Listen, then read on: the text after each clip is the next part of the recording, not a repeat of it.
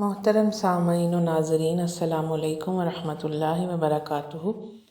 کیا آپ نے کبھی تنہائی کے اس لمحے کو محسوس کیا ہے جب رات کی خاموشی میں صرف دل کی آواز سنائی دیتی ہے؟ جب کمرے میں کوئی نہیں ہوتا لیکن اندر ایک شور برپا ہوتا ہے، جب ہر طرف سکوت ہو لیکن روح چیخ چیخ کر رب سے پوچھ رہی ہو، یا اللہ، کیا میں ہی رہ گیا ہوں؟ کیا میرے ہی حصے میں ہر درد لکھا گیا ہے؟ ہر بار میرے ہی خواب کیوں بکھرتے ہیں؟ میری دعائیں کیوں بے اثر لگتی ہیں؟ کیا واقعی میری قسمت میں سکون نہیں؟ کیا واقعی تو مجھے بھول چکا ہے؟ اگر آپ نے کبھی یہ سب کچھ دل سے محسوس کیا ہے تو رک جائیے، خاموش ہو جائیے اور دل سے سنیے، کیونکہ یہ الفاظ صرف آپ کے لیے ہیں۔ یہ ویڈیو ان سوالوں کا جواب ہے جو آپ نے کسی انسان سے نہیں کیے، بلکہ سجدے میں اللہ سے رو رو کر پوچھے تھے۔ یہ ان آنکھوں کے لیے ہے جو راتوں کو روتی ہیں، اور ان دلوں کے لیے جو خاموش رہ کر ٹوٹتے ہیں، اور ان روحوں کے لیے جو درد میں بھی ایمان کی شمع بجھنے نہیں دیتی۔ اللہ نے آپ کو چن لیا ہے۔ جی ہاں، یہ جملہ کوئی تعویذ نہیں، یہ سچائی ہے۔ اور اب جس کے قبضے میں آسمان، زمین، کائنات اور آپ کا دل ہے، اس نے آپ کو چن لیا ہے۔ لیکن کس کے لیے؟ ایک خاص سفر کے لیے، ایک ایسا سفر جو آسان نہیں مگر بہت عظیم ہے، جس کے ہر قدم پر درد ہے مگر اسی درد میں اللہ کی محبت چھپی ہوئی ہے۔ تو آج آئیے ہم ان 5 نشانیوں کو پہچانیں جو اس بات کا ثبوت ہیں کہ اللہ تعالیٰ آپ کو عام لوگوں میں سے الگ کر چکا ہے۔ پہلی نشانی، اللہ آپ کو اپنے قریب بلانا چاہتا ہے۔ کیا کبھی ایسا ہوا ہے کہ سب لوگ دور ہوتے گئے، باتیں کرنے والے خاموش ہو گئے، جنہوں نے ساتھ نبھانے کا وعدہ کیا تھا وہی پیٹھ دکھا گئے، اور آپ تنہا رہ گئے؟ یہ تنہائی کوئی سزا نہیں، یہ اللہ کی محبت کی نشانی ہے، کیونکہ جب انسانوں کا ہجوم آپ کو سمجھنے سے قاصر ہو جائے تو اللہ چاہتا ہے کہ آپ اس کی طرف رجوع کریں۔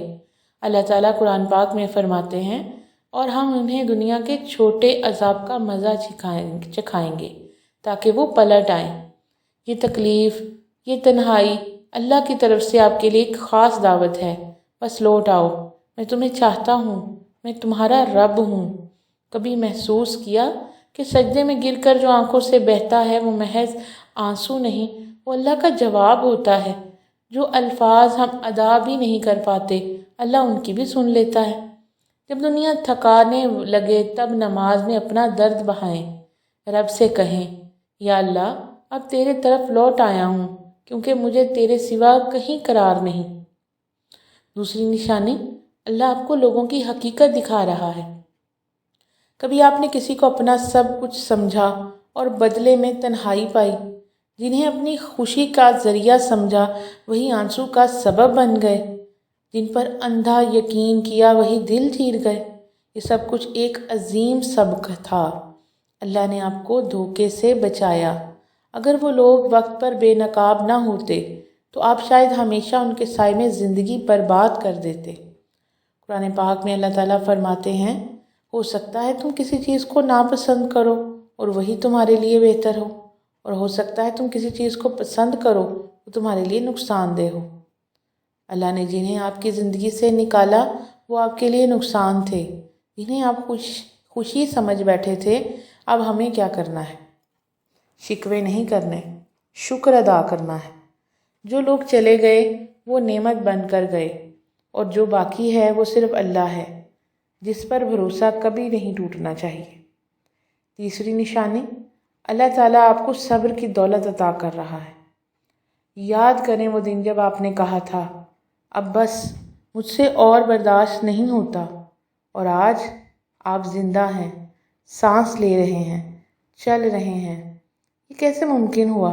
یہ صبر کی طاقت تھی جو اللہ نے آپ کے دل میں ڈالی، اور صبر جو آپ نے سیکھا نہیں، اللہ نے آپ کو عطا کیا۔ حدیث نبوی صلی اللہ علیہ وآلہ وسلم ہے، مجھے اللہ بھلائی دینا چاہے تو جسے بھلائی دینا چاہے اللہ اسے آزمائش میں مبتلا کرتا ہے۔ تو یہ جو ہر روز کا درد ہے، ہر رات کا آنسو، یہ آپ کے لیے اللہ کی خاص توجہ ہے۔